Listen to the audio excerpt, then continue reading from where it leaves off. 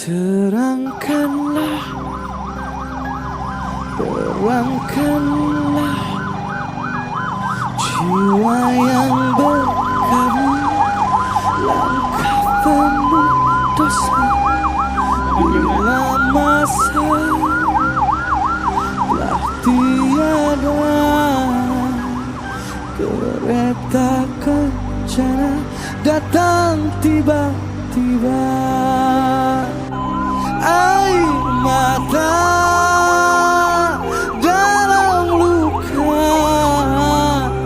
tak berubah ceritanya, hanya hening dan berjuta tanya dalam resah, dalam pasrah.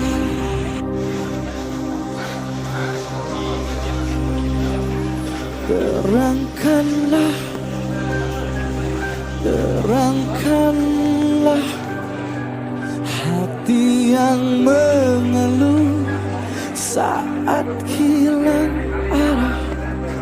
Detik waktu yang memburu, detik yang tak pernah kembali padamu. Terangilah, terangilah, bimbing kami dalam langkah.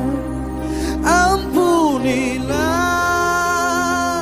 maafkanlah.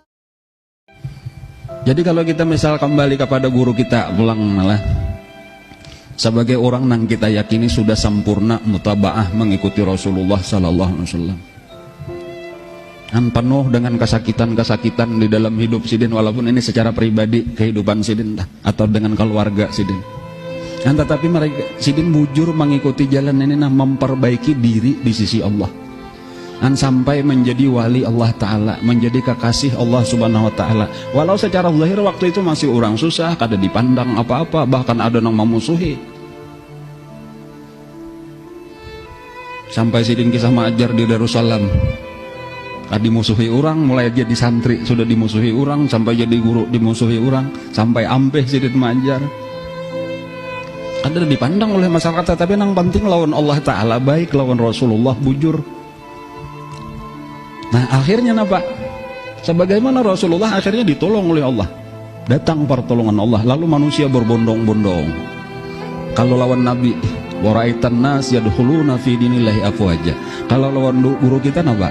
Waraitan nas yadkhulun, berbondong-bondong juga untuk menuntut ilmu, menuntut pelajaran agama Allah. Kan artinya Nasrullah, pertolongan Allah datang kepada beliau, karena Allah Ta'ala pasti menolong hamba-hambanya orang yang bujur ini, orang yang bujur. Kemudian kalau kita mempelajari sejarah atau manakib daripada kehidupan guru kita atau abah guru sekumpul, itu pun penuh dengan pelajaran yang sangat berharga gasan kita. Dan inilah yang penting bagi kita untuk mengambil pelajaran itu, jangan sampai terlewatkan. Bahkan seharusnya pandangan mata hati kita itu nang terbanyak itu adalah kepada pertama guru kita, nang paling parak lawan kita. Kemudian ke atas daripada guru kita itu adalah Rasulullah sebagai contoh teladan kita. Jangan sampai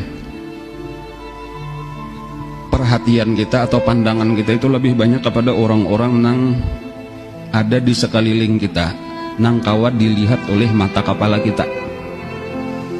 Jadi kalau kita melihat memperhatikan nang cuma dilihat, kawat dilihat oleh mata kita, kayaknya kita tak pengaruh. Lalu jalan kita akhirnya kadang-kadang kita khawatirkan kada bujur lagi sesuai lawan nang diperintah oleh Allah Subhanahu Wa Taala. Jadi maksudnya Walau mata kita melihat keadaan dunia saat ini, orang di sekeliling kita kayak ini, cuma secara hati kita lebih banyak pandangan kita kepada guru kita dan kepada Rasulullah, karena mereka itulah contoh teladan kita, panduan kita di dalam hidup.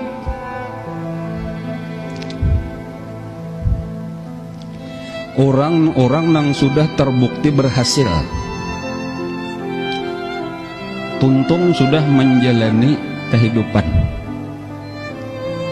Kalau ulun kada salah lah, Sayyidina Ali karamallahu wajhah kalau kada salah itu nang pernah mau ucapakan kata-kata kayak itu. Pelajarilah sejarah kehidupan orang-orang yang sudah meninggal.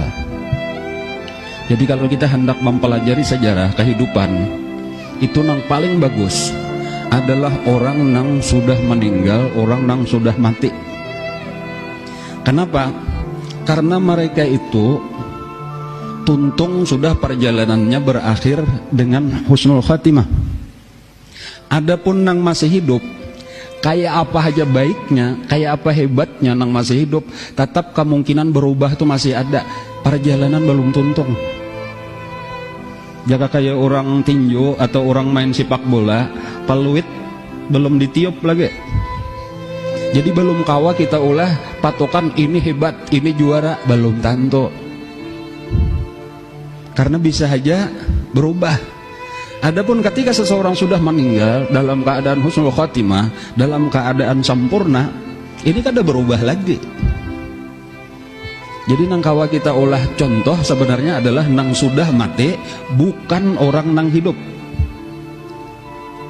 Tetapi permasalahannya nang kita lihat sehari-hari orang nang hidup, nang mati malah kada kelihatan. Nah lalu kadang-kadang kita kada ingat lagi lawan nang mati ini karena nang dilihat nang hidup, lalu terperhatikan nang hidup, lalu kita berusaha mencontoh nang hidup, padahal nang hidup ini belum tentu kawa diulah contoh. Nah jadi inilah tadi diantara manfaatnya.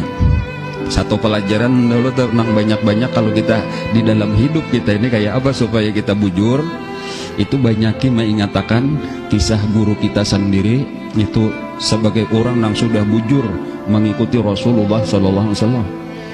Dan secara khusus tadi yaitu Rasulullahnya sendiri orang yang memang dipersiapkan Allah Ta'ala, dijadikan oleh Allah sebagai contoh teladan bagi kita.